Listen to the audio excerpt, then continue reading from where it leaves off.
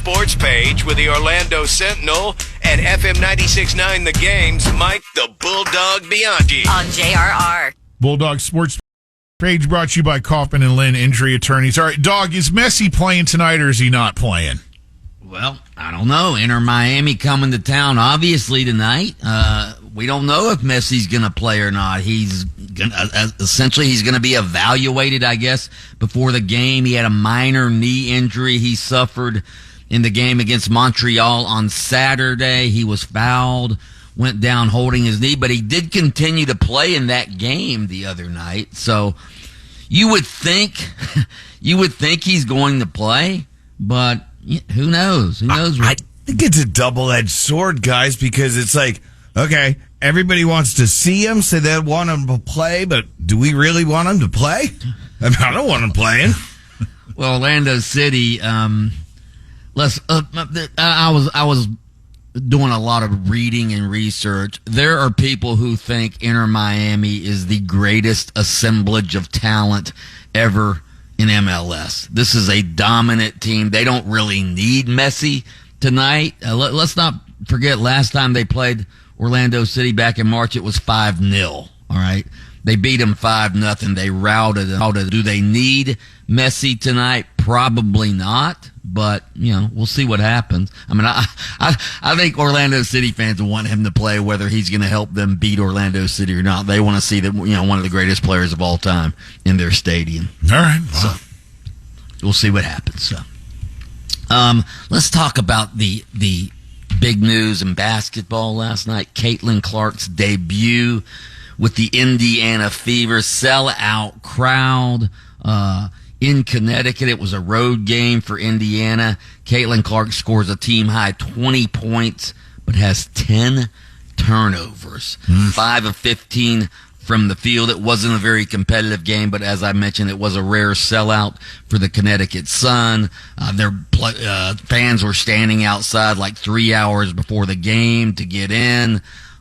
So obviously a lot of publicity, a lot of exposure for the WNBA, but Caitlin Clark has a lot of work to do before she's up to speed with some of these better pro players. Yeah, and a loss is a loss, man. Yeah, and they got blown out 92-71. Camp Caitlin right now is fine. The way that we're looking at it is, hey, she just needs a little time. She's getting used to it, and then she's just going to dominate. The great will dominate, Bulldog. You're the great. We'll see. I hope so. I mean, I think it's great for women's basketball if she does. So, are we going to have to establish a feminist desk? Ooh. I don't know. Would we call it that, or would we call it the Camp Caitlin desk? Do you like Camp Caitlin? Is that a dog bite? I think Camp Katie would be better.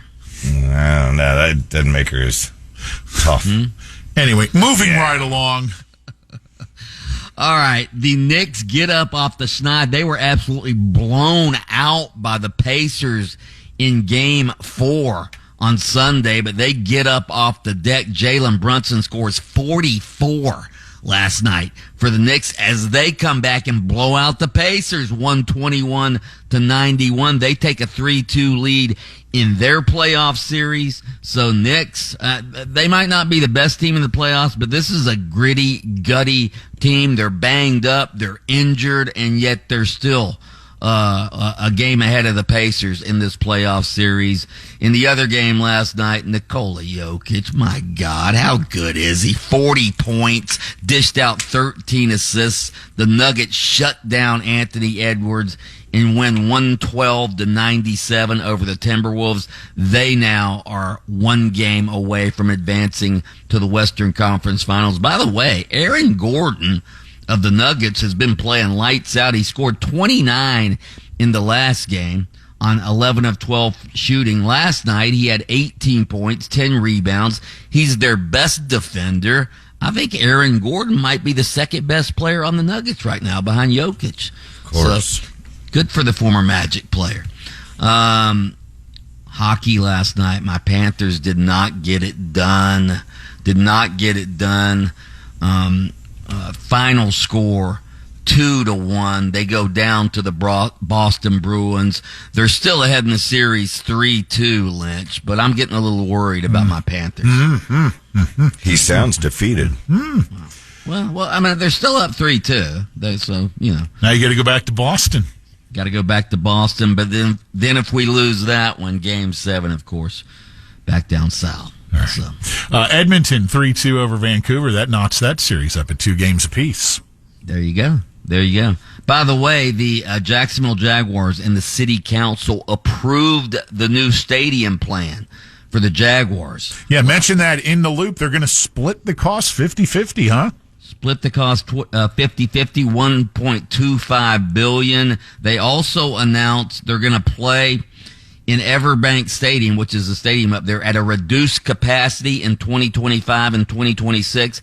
And then they will play at either Camping World Stadium in Orlando or UF for 1 year during the renovations in 2027. So hopefully Camping World Stadium and its renovations will be done by 2027. If they are, I think Orlando's going to get the Jaguars for that one season. All right, now I'm unclear. This stadium that the Jags are going to have as a new home, is it built from the ground up, or they're modifying the existing stadium?